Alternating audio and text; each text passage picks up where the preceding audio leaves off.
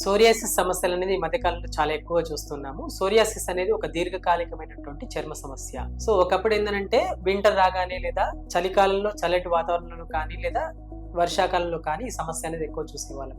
కానీ ఇప్పుడు కాలంతో సందర్భం లేకుండా ప్రతి టోటల్ త్రూఅవుట్ ద ఇయర్ అనేది ఈ సోరియాసిస్ సమస్యతో బాధపడుతున్న వాళ్ళు మనం ఎక్కువ చూస్తున్నాం అనమాట.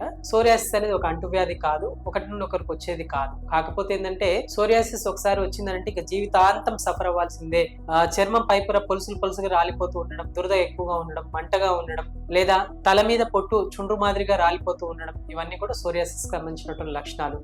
నెయిల్స్ కి వచ్చేసరికి నెయిల్ మొత్తం కూడా దాని కలర్ చేంజ్ అవుతూ ఉండడం అనేది సోరియాసిస్ లో చూసేటువంటి పెద్ద లక్షణం అన్నమాట. సో చర్మంలో సంబంధించినటువంటి దీర్ఘకాలికమైన సమస్య ఏదైనా ఉందని అనుకుంటే సోరియాసిస్ అనేది ప్రథమంగా మనం చూసుకోవాల్సిన అవసరం ఉంటుంది అనమాట. సో సోరియాసిస్ అనేది ఒకసారి వస్తే చిన్నపిల్లలు అయితే చిన్నప్పటి నుండి ఇంకా జీవితాంతం దాన్ని సఫర్ అవ్వాల్సిందే అని చెప్పేసి అనుకుంటారు. బట్ అలాంటివి కాకుండా ఏ వయసులో వచ్చినా కానీ సోరియాసిస్ ని పూర్తిగా తగ్గించుకోవడానికి డాక్టర్ కేర్ హోమియోపతిలో హోమియో వైద్య విధానంలో చక్కటి పరిష్కారం అందుబాటులో ఉంది.